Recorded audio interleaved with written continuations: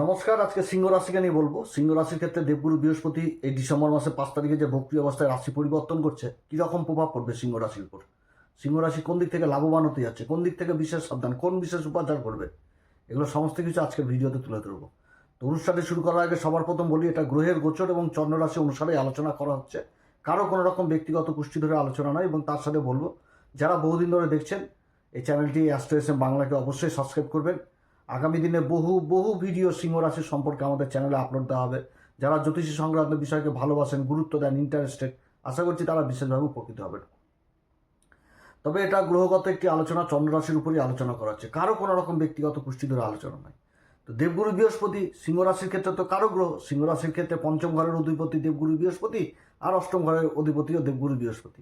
এবার বক্রি অবস্থায় উচ্চ ঘর থেকে বেরিয়ে চলে আসছে নর্মাল ঘর, যেটা হচ্ছে মিথুন রাশি এক কথায় বলতে গেলে। তো একাদশ ঘরে দেবগুরু বৃহস্পতি বক্রি অবস্থায় অবস্থান করবে। তো একাদশ ঘরে সব গ্রহই প্রায় ভালো প্রভাব দেয়। তো দেবগুরু বৃহস্পতি শুভ গ্রহ একাদশ ঘরে অবস্থান করবে বক্রি অবস্থায়। এই ঘরে কিন্তু সিংহ রাশিকে অনেক দিক থেকে সফলতা নিয়ে এসে দিবে।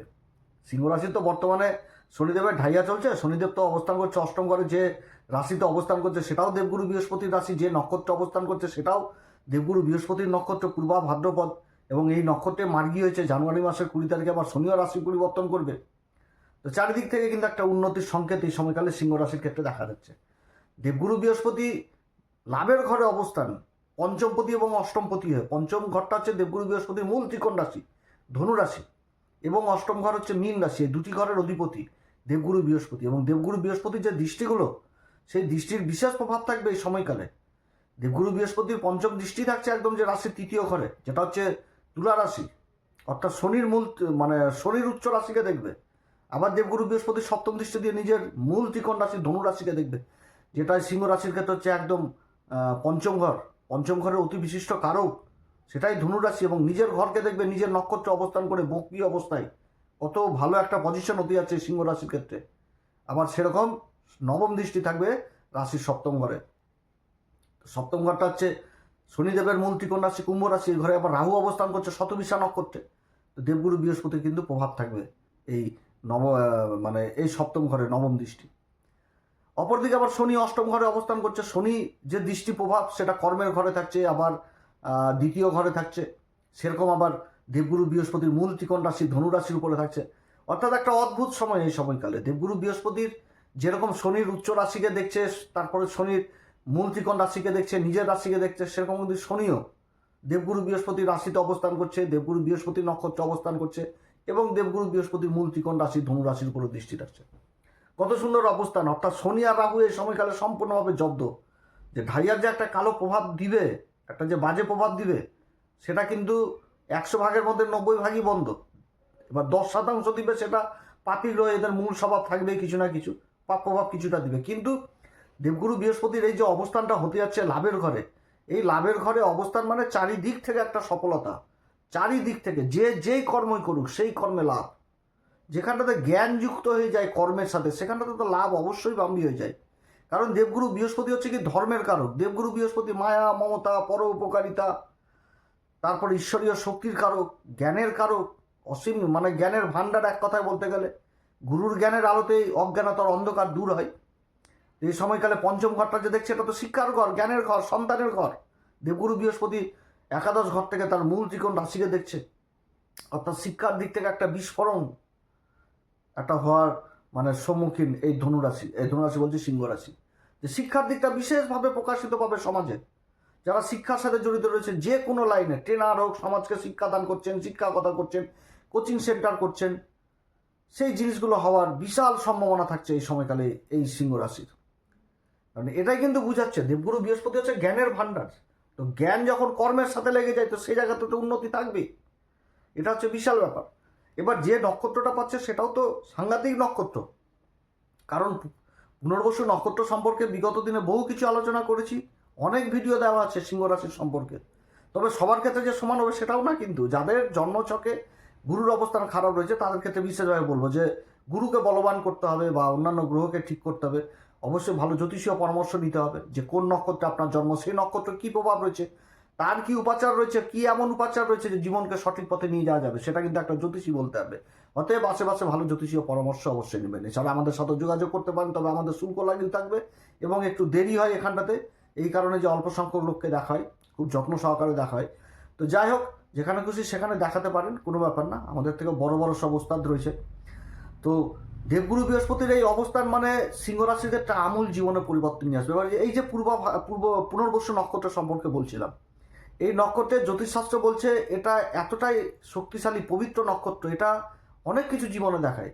জীবনে ভদ্রতা দেখায়, শালীনতা দেখায়, ধৈর্য দেখায়, একাগ্রতা দেখায়, দায়িত্ব কর্তব্য সমস্ত কিছু দেখায়। এই নক্ষত্রের জাতক জাতিকারা একটু ক্রোধী হয়, কিন্তু আবার দায়িত্ব কর্তব্য পালনে এক্সপার্ট হয়, কারণ এই নক্ষত্রের যে সিম্বল সেটা কিন্তু ধনুষবাণকে বোঝাচ্ছে, এবং এই নক্ষত্রের যে অধিপতি দেবতা সেটা হচ্ছে অদিতি মা, সূর্যদেবের মাতা, যেটা সূর্য বংশ।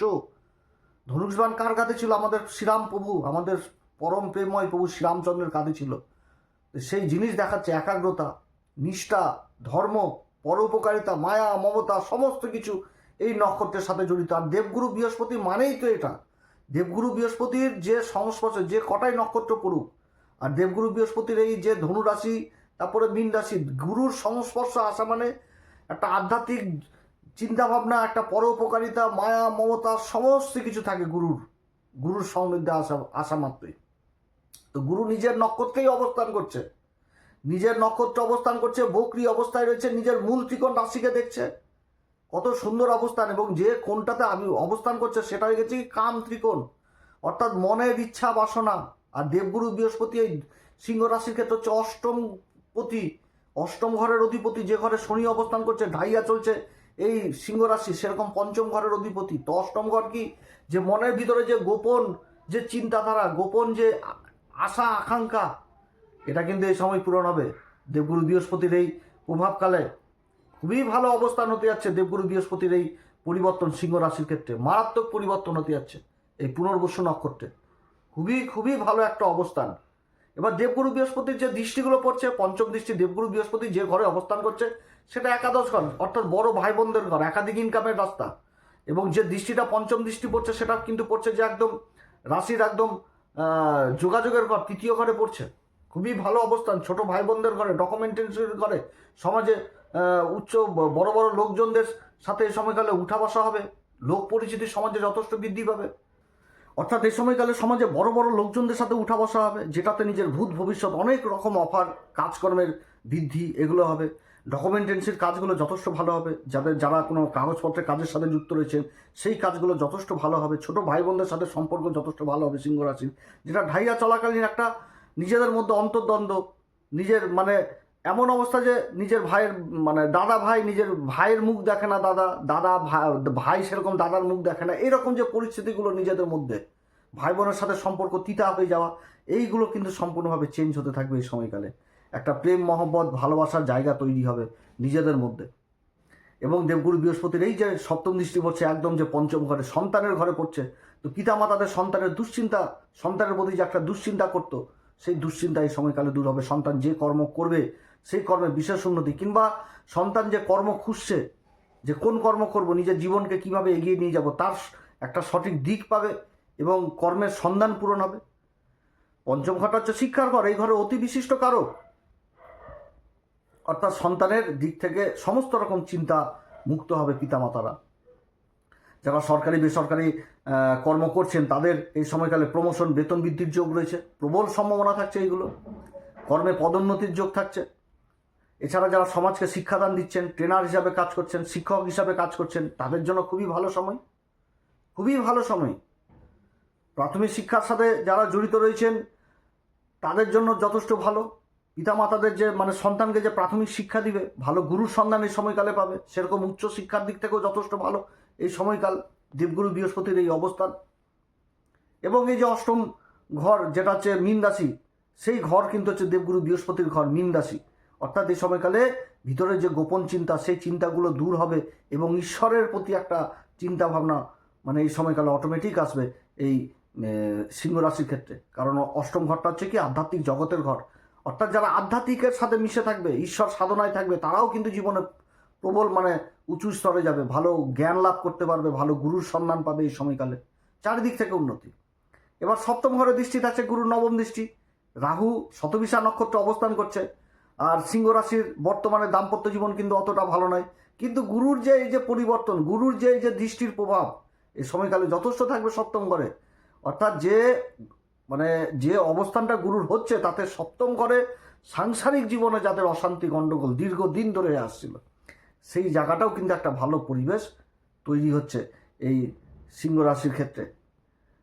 তো যাই হোক, যথেষ্ট ভালো অবস্থান, দেবগুরু বৃহস্পতির অবস্থান চারিদিক থেকে একটা উন্নতির শিখরে যাবে। আর্থিক দিকটা যথেষ্ট মজবুত হবে। যারা ব্যবসা বাণিজ্য করছেন, যেরকম বিদেশি জিনিসগুলো হবে, ইম্পোর্ট এক্সপোর্টের কাজের সাথে যারা যুক্ত রয়েছেন সেই কাজগুলো যথেষ্ট ভালো হবে। যারা সোনা, চাঁদি, পিতল, কাঁসা, ব্রোঞ্জ এই সমস্ত কাজের সাথে যুক্ত রয়েছেন সেই কাজগুলো যথেষ্ট ভালো হবে। শিক্ষার দিক থেকে উন্নতি। যারা কথাবাচক হিসাবে কাজ করছেন, তারপরে যারা মার্কেটিং ফিল্ডে রয়েছেন, তারপরে চার্টার অ্যাকাউন্টেন্ট, সিএ নিয়ে যারা কাজকর্ম করছেন সেই কাজগুলো যথেষ্ট ভালো হবে। তারপরে যারা মিডিয়া সেক্টরে রয়েছেন তাদের জন্য যথেষ্ট ভালো অবস্থান হতে যাচ্ছে দেবগুরু বৃহস্পতির অবস্থান। এছাড়া যারা আধ্যাত্মিক জগতে রয়েছেন সেই কাজগুলো যথেষ্ট ভালো হবে। মোট কথা সিংহ রাশির চারিদিক থেকে একটা বললে আর্থিক দিক যথেষ্ট ভালো এবং অর্থনৈতিক দিকটা যথেষ্ট মজবুত হবে এই সময়কালে। যার জন্যই এত বড় কথাটা আমি লিখেছি যে এই সময়কালে অর্থের বৃষ্টি, টাকার পাহাড় যথেষ্ট ভালো হবে। যেমন হবে যেটা মানে অপ্রাপ্তি, যেটা কল্পনার বাইরে, যে এমন কোনো একটা অফার যেটা জীবনকে পরিবর্তন করে দিবে একদম মুহূর্তের মধ্যে। কোথায় যে শনির ঢাইয়া চলে যাবে, কোথায় যে কি চলে যাবে এই সময়কালে, এই দেবগুরু বৃহস্পতির এই অবস্থান এই 5ই ডিসেম্বর থেকে একদম 11ই মার্চ পর্যন্ত বক্রি অবস্থায় থাকবে। তারপরে তো মার্গী হয়ে যাবে এবং জুন মাসের 2 তারিখে রাশি পরিবর্তন করে নেবে। তো বিশেষ প্রভাব পড়বে কিন্তু এই সময়কালে সিংহ রাশির জীবনে। সিংহ রাশির জাতক জাতিকারা অনেক উঁচুতে উঠবে, অনেক উঁচুতে গুরুর আশীর্বাদে, যেটা সিংহ রাশির কল্পনার বাইরে হবে। এত সুন্দর অবস্থান হতে যাচ্ছে। তো যাই হোক, এই সময়কালে কোন উপাচার করবে? প্রত্যেকদিন হনুমান চল্লিশা, বজ্রংবান, শ্রীরাম সীতার প্রণাম মন্ত্র সহকারে পাঠ করবেন। সূর্যদেবকে অর্ঘ্য দিবেন, পিতামাতার আশীর্বাদ নেবেন। পিতার সাথে কোনো রকম গণ্ডগোল, অশান্তি বা অশ্রদ্ধা পিতামাতাকে করা মানে নিজের হাতে নিজের ভাগ্যকে নষ্ট করে দেওয়া। এটাও কিন্তু বুঝাচ্ছে। বাড়ির দাদা, ভাই, বোন, গুরুজনদের সাথে অসম্মান, কাউকে আঘাত দিয়ে, কোনো গুরুজন ব্যক্তিকে আঘাত দেওয়া কোনো রকমভাবে, তো সেই জিনিসগুলো যদি করে তাহলে কিন্তু নিজের হাতে নিজের ভাগ্যকে নষ্ট করবে। এই সময়কালে গুরুজনদের কাছ থেকে আশীর্বাদ কুড়িয়ে নিতে হবে। এবং দেবগুরু বৃহস্পতির এই যে অবস্থান, এটাও বুঝাচ্ছে যে কোনো কাজ করতে গেলে নিজে হুটহাট ডিসিশন এটা কিন্তু নেওয়া যাবে না। যে গুরু আজকে ভালো রয়েছে অবস্থান, আমি নিজেই ডিসিশন নিয়ে নিলাম, সেটা না। যেখানটাতে যেটা প্রয়োজন রয়েছে, যে কাজটার জন্য অভিজ্ঞ, সেখানটাতেও পরামর্শ নিতে হবে। এটাও কিন্তু বুঝাচ্ছে গুরুর এই অবস্থানে। তাহলে সেই সময় কিন্তু বিশেষভাবে সফলতা পাবে এই সিংহ রাশি। তো যাই হোক, অনেক কথা আলোচনা করলাম। সিংহ রাশির জন্য যথেষ্ট ভালো সময়।